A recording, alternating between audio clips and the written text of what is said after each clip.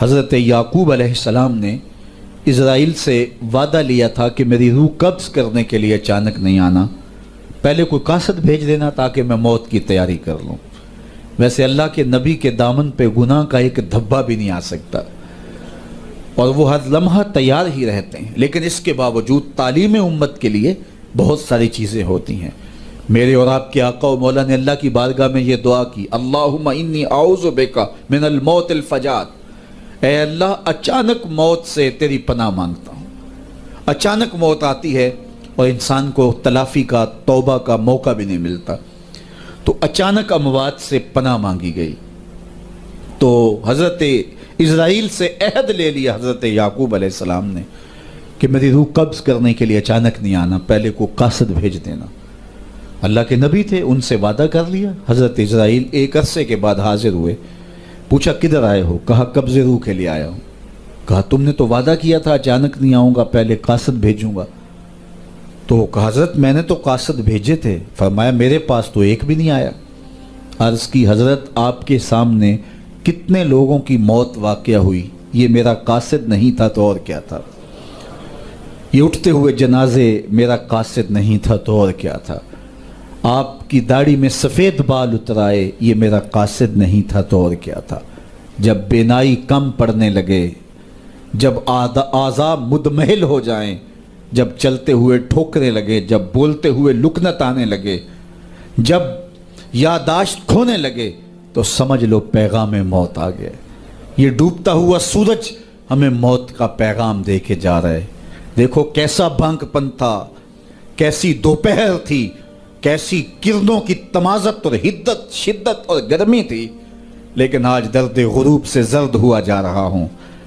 اتنی بڑی کائنات، اتنا بڑا منبع نور کا جو آسمان کے اوپر جگمگا رہا ہوتا ہے، درد غروب سے وہ بھی زرد ہو جاتا ہے۔ دیگرتے دن گیا محمد اوڑک نو ڈب جانا۔ تو یہ ہمیں پیغام دیتا ہے میاں تم بھی جا رہے ہو۔ یہ پھیلے ہوئے قبرستان بتاتے ہیں۔ حضرت سیدنا غوث اعظم رضی اللہ تعالیٰ عنہ فرماتے ہیں جاؤ قبرستانوں میں جا کے دیکھو کیسے کیسے حسینوں کی مٹی خراب ہو رہی ہے۔ جو بدن پہ چٹکی بھی نہیں پڑنے دیتے تھے مٹی کی، آج ان کے کفن بھی تار تار ہو گئے ہیں۔ یہ ڈوبتا سورج، یہ اٹھتے جنازے، یہ پھیلی ہوئی قبریں، یہ بڑھاپا، یہ بالوں کی سفیدی، یہ کمر کا خم، یہ آنکھوں کی بینائی کا کم پڑ جانا، یہ اعضاء کا مدمحل ہو جانا، یہ چلتے ہوئے ٹھوکنے لگنا، بولتے ہوئے لکنت لگنا، یہ سب کچھ موت کا پیغام ہے۔ حضرت عمر بیٹھے تھے دربار میں، ایک شخص آ کے کھڑا ہو گیا، یا عمر لا تنسا موتک، عمر اپنی موت کو نہیں بھولنا۔ حضرت عمر یوں کانپتے ہیں جس طرح بید کی شاخ کانپتی ہے۔ اللہ اکبر۔ کہا میاں روز آ جایا کر اور مجھے روز یہ میسج دے دیا کر۔ بھری بزم میں وہ آ کے کہتا ہے عمر موت کو نہیں بھولنا۔ مہینے کے بعد مشاہرہ بھی دیتے ہیں۔ ایک دن آیا، اس کا شکریہ ادا کیا، مشاہرہ دیا، آج کے بعد نہیں آنا۔ مجھ سے کوئی گستاخی ہو گئی؟ نہیں۔ کوئی اور شخص آنے لگا؟ نہیں۔ تذکیر موت کی ضرورت نہیں رہی؟ فرمایا نہیں۔ تو پھر مجھے چھٹی کیوں دی جا رہی ہے؟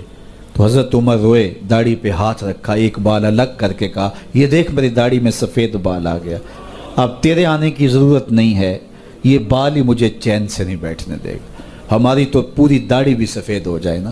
میاں صاحب بولے ہڈیاں کمبن گوڈے کھڑکن تے اڑ گیا لک تیرا، اجے بھی بدیوں باز نہ آئوں جیو مرد دلیرا، فما اصبرہم علی النار۔ اللہ قرآن میں فرماتا ہے لوگوں کا آگ پہ کتنا حوصلہ ہے، کتنا حوصلہ ہے لوگوں کا آگ پہ۔ کہتے ہیں دیکھو دیکھی جائے گی، کہتے ہیں دیکھ لیں گے۔ کوئی کہتا فلاں بخشا گیا تو میں بھی بخشا جاؤں گا۔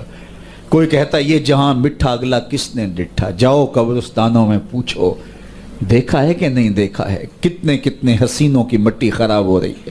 تو قبل اس سے کہ وہ وقت آئے کوئی حجت باقی نہ رہے، مجھے اور آپ اپنی زندگی کو اللہ کے حضور سپرد کرنا ہے اور موت کا ذائقہ ہر ایک نے چکھنا ہے قبل اس سے کہ وہ وقت آ جائے اور پھر پچھتاوا ہو۔ آج میں اور آپ اپنی زندگی کو اللہ کے حضور پیش کرنے سے پہلے اپنے آپ کو تیار کریں۔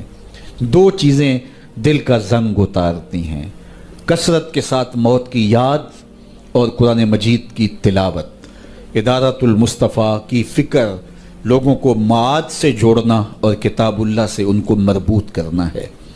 और इसी फ़िक्र के ऊपर मुल्क के बल्कि दुनिया के एक एक गोशे पे इस पैगाम मोहब्बत को फैलाया जा रहा है, ताकि अगर हम अपने दिलों को मुसफ़्फ़ा करना चाहें, अपने बातन की पाकीज़गी और तहारत का सामा करना चाहें, तो हमें ये करना होगा। और ये नुस्ख़ा दिलों की पाकीज़गी का, दिलों की सफाई और सुथराई का, ये हमारा कोई ईजाद करदा नुस्ख़ा नहीं है या किसी सन्यासी बाबे का नुस्ख़ा नहीं है।